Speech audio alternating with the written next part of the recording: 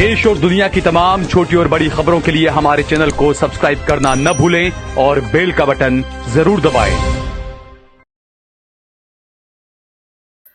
नमस्कार दोस्तों, स्वागत है आपका देश लाइव में और आपके साथ मैं हूं आशिमा त्यागी।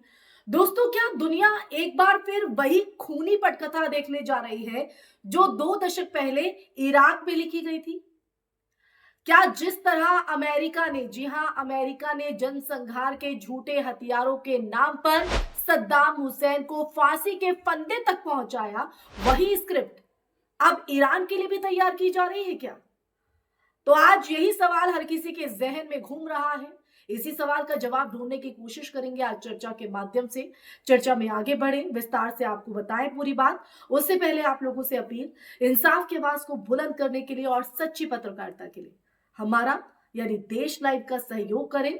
साथ ही डिस्क्रिप्शन में दिए गए लिंक को ओपन कर ज्वाइन बटन दबाकर आप हमसे यानी देश लाइव से सीधा जुड़ सकते हैं। दोस्तों, वापस आज की चर्चा पर लौटते हैं।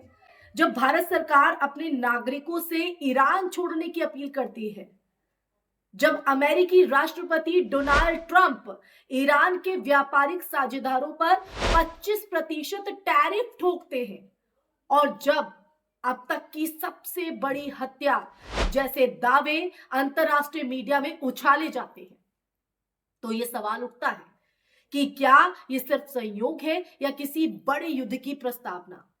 ईरान के भीतर क्या चल रहा है? ईरान इस वक्त गंभीर आंतरिक उथल पुथल से गुजर रहा है। आप तस्वीरें देख रहे होंगे। आई थिंक 28 दिसंबर को तेहरान के बाजार से शुरू हुआ आर्थिक असंतोष अब खुली राजनीतिक बगावत में बदल चुका है। युवा सड़कों पर है, प्रदर्शन कर रहे हैं। विदेशी विपक्षी वेबसाइट ईरान इंटरनेशनल का दावा है कि सुरक्षा बलों ने 12,000 लोगों की हत्या कर दी, जो मानव अधिकार संगठनों की सैकड़ों मौतों के अनुमान से कहीं गुना ज्यादा है, कहीं गुना। तो समस्या यह है कि इंटरनेट बंदी, मीडिया सेंसरशिप और डर के माहौल में इन दावों की जो स्वतंत्र पुष्टि है वो लगभग असंभव है, इम्पॉसिबल। यहां वो धुंध है जिसमें धुरंधर युद्ध की कहानियां गढ़ी जाती है। सत्ता बनाम सड़क, ईरान का सत्ताधारी प्रतिष्ठान, सर्वोच्च नेता अयातुल्ला अली खामनेई, संसद, राष्ट्रपति और आईआरजीसी फिलहाल एकजुट दिखाई देता है। विश्लेषकों के मुताबिक जब तक सेना या अभिजात वर्ग में दरार नहीं पड़ती, कोई भी विरोध शासन को गिरा नहीं सकता। और यही वजह है कि मौजूदा आंदोलन ऐतिहासिक होने के बावजूद अभी निर्णायक मोड़ तक नहीं पहुंचा है। ये 2009 या महसा अमीनी आंदोलन से बड़ा है, लेकिन सत्ता संरचना अब भी मजबूती से खड़ी है। बाहरी दबाव पर आते हैं, क्योंकि असली खेल अगर हम दोस्तों देखें तो वो यहीं से शुरू होता है। जी हाँ, यहीं से शुरू होता है। तो देखिए, ईरान में जो हालात है उससे हम सब वाकिफ हैं, और जिस तरह की तस्वीरें लगातार सामने आ रही है, और अब तो भारत की तरफ से भी यानी हमारे देश की तरफ से भी कह दिया गया है कि जो भारतीय वहां पर है वो वापस आ जाए। तो भारी दबाव की मैंने बात की है, क्योंकि असली तस्वीर यहीं से खतरनाक भी होती है दोस्तों, क्योंकि खतरनाक हिस्सा अमेरिका। ट्रंप प्रशासन खुले तौर पर सैन्य विकल्प से इनकार नहीं करता। जून में इजराइल ईरान टकराव में अमेरिका की सीमित भागीदारी ने यह दिखा दिया दोस्तों, दिखा दिया कि ईरान अब अभेद्य नहीं रहा। याद कीजिए, इराक को पहले प्रतिबंध, फिर अंतरराष्ट्रीय अलगाव, और फिर मानव अधिकार और तानाशाही की नैरेटिव, और अंत में बमबारी। आज ईरान के साथ भी वही शब्दावली इस्तेमाल हो रही है।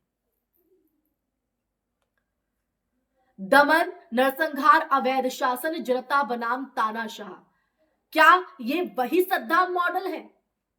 वही सद्दाम मॉडल। इराक में कहा गया कि सद्दाम के पास WMD है, बाद में सब झूठ निकला, लेकिन तब तक देश तबाह हो चुका था। ईरान के मामले में अभी परमाणु कार्यक्रम, मानवाधिकार और क्षेत्रीय अस्थिरता को हथियार बनाया जा रहा है। बस फर्क सिर्फ इतना है कि ईरान इराक नहीं है, यह सैन्य, वैचारिक और क्षेत्रीय रूप से कहीं ज्यादा मजबूत है। लेकिन इतिहास बताता है दोस्तों, बताता है कि जब आंतरिक अशांति और बाहरी दबाव एक साथ आते हैं ना, तो युद्ध का रास्ता छोटा हो जाता है। भारत की चिंता क्यों? भारत की चिंता क्यों, ये सवाल मैं इसलिए कर रही हूं दोस्तों, क्योंकि हाल ही में आज ही भारत ने ये एडवाइजरी जारी की है, जो भारतीय वहां पर रह रहे हैं, चाहे वो छात्र है, व्यापारी वर्ग है, जो भी है, कि वो अपने दस्तावेजों को अपने साथ रखें और फिर वहां से निकले। तो भारत की जो एडवाइजरी है वो यूं ही नहीं आई। ईरान सिर्फ एक देश नहीं, वो चाबहार, ऊर्जा सुरक्षा और मध्य पूर्व संतुलन से जुड़ा है। अगर ईरान जलता है तो उसकी आग भारत तक पहुंचेगी, तेल की कीमतों से लेकर भारतीय प्रवासियों की सुरक्षा तक। तो ऐसे में आखिरी सवाल, तो क्या अमेरिका वही खेल दोहराने जा रहा है जो उसने सद्दाम हुसैन के साथ खेला था? क्या ईरान अगला इराक बनेगा, या फिर ये टकराव पूरी दुनिया को एक नई वैश्विक जंग की तरफ जो है वो धकेल देगा? इतिहास हमें चेतावनी देता है, चेतावनी देता है। जब लोकतंत्र बमों के साथ आता है तो सबसे पहले सच मरता है, सच, और उसके बाद आम लोग, वो आम लोग जिन्हें इससे कोई लेना देना भी नहीं। तो सवाल सिर्फ ईरान का नहीं है, सवाल है ये कि अगली बारी किसकी, और इसका जवाब आप खुद ढूंढिए दोस्तों। इसी सवाल के साथ इस चर्चा में मैं फिलहाल यही विराम लगाना चाहूंगी। लेकिन ईरान की इन परिस्थितियों को लेकर और जिस तरह से अमेरिका ने ये थ्रेट दी है कि कोई भी देश अगर ईरान के साथ संबंध रखता है, व्यापारिक संबंध रखता है, तो उस पर 25% का टैरिफ लगाया जाएगा, ये जो थ्रेट यहाँ पर दी गई है। साथ ही प्रदर्शनकारियों के साथ देने की बात भी यहाँ पर अब ट्रम्प करते हुए नजर आ रहे हैं। वहीं दूसरी तरफ हमारे देश यानी भारत की तरफ से जो एडवाइजरी जारी की गई है, उसको लेकर आपका क्या कहना है? उस पर अपना नजरिया, अपने विचार व्यक्त कीजिएगा, साझा कीजिएगा कमेंट सेक्शन में कमेंट करके। साथ ही इस वीडियो को ज्यादा से ज्यादा शेयर कीजिएगा, हमारे चैनल देश लाइव को सब्सक्राइब कीजिएगा। फिर हाजिर होंगे सच का संवाद लेकर, तब तक के लिए अपना ख्याल रखिए। जय हिंद, जय भारत, नमस्कार।